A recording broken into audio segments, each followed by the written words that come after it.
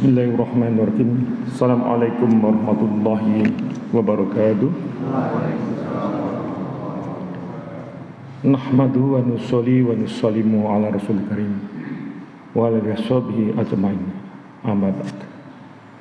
Raditu billahi robba wa bil islami dina wa bi muhammadin nabiyyan wa rasulah rabbi iman warzuqni fahma. Hadirin jamaah salat zuhur yang dirahmati Allah SWT, pada zuhur siang hari ini kita kembali mendengarkan firman Allah SWT, sabda baginda Nabi besar Muhammad SAW maupun para sahabat radhiyallahu anhum tentang pentingnya kita untuk senantiasa berdakwah. Dari Sayyidatina Aisyah radhiyallahu anha, ia berkata, suatu ketika baginda Rasulullah SAW masuk ke dalam rumahku, dan aku mengetahui dari raut wajah beliau bahwa sesuatu telah terjadi pada diri beliau.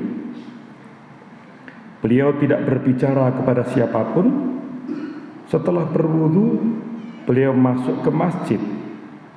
Aku pun merapatkan diri ke dinding kamarku agar dapat mendengar apa yang beliau sabdakan.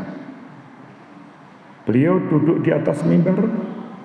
Setelah memuji Allah SWT, beliau bersabda, wahai manusia, sesungguhnya Allah SWT berfirman kepada kalian, perintahkan kepada kebaikan dan cegahlah dari kemungkaran, sebelum datang masa ketika kalian berdoa tetapi aku tidak mengabulkan doa kalian. Kalian memintaku tetapi aku tidak memberimu, dan kalian meminta tolong kepadaku tetapi aku tidak menolongmu. Beliau tidak menambah sabda beliau dan terus turun dari mimbar. Hadis ini diriwayatkan oleh Ibnu Majah, Ibnu Hibban dari kitab At-Taqrib. Bagi saudara-saudara yang ingin melawan musuh-musuh Islam tetapi tidak memperdulikan dan meremehkan masalah agama, hendaknya benar-benar memperhatikan hadis ini, bahwa pertolongan terhadap kaum muslimin itu tersimpan dalam kekuatan agama mereka. Sayyidina Abu Darda radhiyallahu anhu adalah seorang sahabat yang terkenal. Ia berkata, hendaklah kamu selalu menyuruh manusia berbuat baik dan mencegah mereka dari kemungkaran. Jika tidak, Allah SWT akan membangkitkan seorang raja yang zalim yang akan memerintahmu, yang tidak menghormati kaum tua dan tidak menyayangi anak-anak kecil. Jika orang soleh di antara kamu berdoa kepadanya, dia tidak mengabulkan doa mereka. Jika kamu minta bantuan kepadanya, dia tidak membantumu. Jika kamu memohon ampunannya, dia tidak mengampuni dosamu. Allah SWT berfirman, ya ayyuhalladzina amanu in tansurullaha yansurkum wa yusabbit aqdamakum.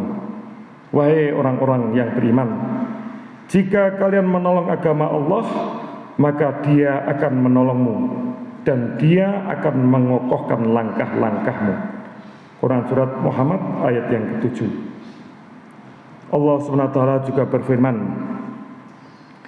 in yansurkumullahu fala ghaliba-lakum wa in yahdulkum faman dzalladzi yansurukum min ba'dih wa alallahi falyatawakkilul mu'minin.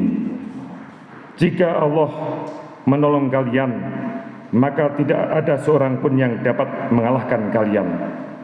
Jika Allah membiarkan kalian, maka siapakah yang akan membantu kalian sesudah itu? Dan hanya kepada Allah lah hendaknya orang-orang beriman bertawakal. Quran surat Al-Imran 160. Disebutkan dalam kitab Durrul Mansur riwayat Imam Tirmidzi rahmatullah alaih dan yang lain-lain. Sayyidina Usaifah radhiyallahu anhu, baginda Rasulullah SAW bersabda sambil bersumpah, hendaklah kamu menyuruh manusia agar berbuat baik dan mencegah mereka dari kemungkaran. Jika tidak, Allah SWT akan menurunkan azab kepadamu, kemudian kamu berdoa tetapi doa kamu tidak dikabulkan. Alhamdulillah hadirin, sama-sama kita dengarkan tentang pentingnya kita untuk senantiasa berdakwah. Dan alhamdulillah di masjid kita ini sudah mulai hidup. Setiap hari, tiada hari tanpa silaturahmi. Untuk apa? Untuk mengajak mereka memakmurkan masjid-masjid ini. Maka ini sebuah perkembangan yang baik. Tidak ada cara yang terbaik untuk memperbaiki bangsa ini kecuali hanya dengan menyempurnakan perintah-perintah Allah. Oleh karena itu, mohon dukungan kepada semua hadirin yang ada di sini bahwa kewajiban dakwah ini bukan hanya kewajiban para ulama, tetapi kewajiban semua orang muslim, semua orang Islam. Kuntum khairu ummati uhridat linas ta'muruna bil ma'ruf wa tanhauna 'anil munkar wa tu'minuna billah. Engkau adalah sebaik-baiknya umat. Engkau ini adalah semua orang Islam, laki-laki dan perempuan. Untuk apa? Ngajak mereka untuk taat kepada Allah.